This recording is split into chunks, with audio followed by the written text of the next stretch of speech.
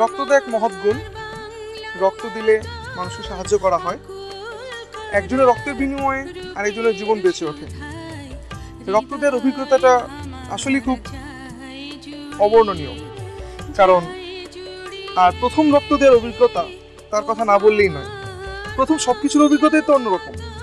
রক্ত দেওয়ার অভিজ্ঞতা তার ব্যাপারে বর্ণনা না করলে আসলে কি বলবো। আমার ব্যাপারে যদি বলি, প্রথম রক্ত যেবার দিয়েছিলাম আমার বন্ধুর নানুকে, এর আগে কখনো রক্ত দেইনি আমি। হঠাৎ করে বন্ধু ফোন করে বললো যে রক্ত দিতে হবে, পারবি কিনা। আমি বললাম হ্যাঁ আমি পারবো। সে বললো একে দিয়েছিস? আমি বললাম হ্যাঁ দিয়েছি, অথচ আমি দেইনি। কিন্তু আমার রক্ত দেওয়ার যে একটা আগ্রহ ছিল, সে আগ্রহটা আর দমাতে পারলাম না।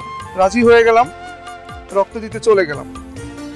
রক্ত দেওয়ার জন্য সব রকম আনুষ্ঠানিকতা সম্পন্ন করলাম। রক্ত দেওয়ার জন্য সবকিছু রেডি করে যখন রক্ত দিতে শুরু করলাম, তখন হঠাৎ করে মনের মধ্যে কাজ করলো যে রক্ত দেওয়ার পর আমার কিছু হবে তো, রক্ত দিয়ে কি কোনো সমস্যা হবে তো।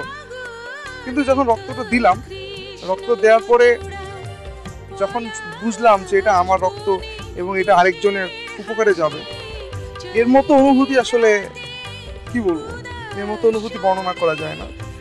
রক্ত দেওয়ার যে অনুভূতিটুকু, সেটা সত্যিই খুব মহান। এবং রক্ত দিলে মানুষ কখনো কোনো ক্ষতির সম্মুখীন হয় না। রক্ত দিলে বরঞ্চ নিজের থেকে আরেকজনের উপকার করা যায়। আর রক্ত দেওয়ার মতো একজন মহৎ গুণের অধিকারী হতে পেরে আমি সত্যি অনেক আনন্দিত। আপনারা সবাই রক্ত দিন, রক্ত দিয়ে জীবন বাঁচান, মানুষের সেবায় এগিয়ে আসুন।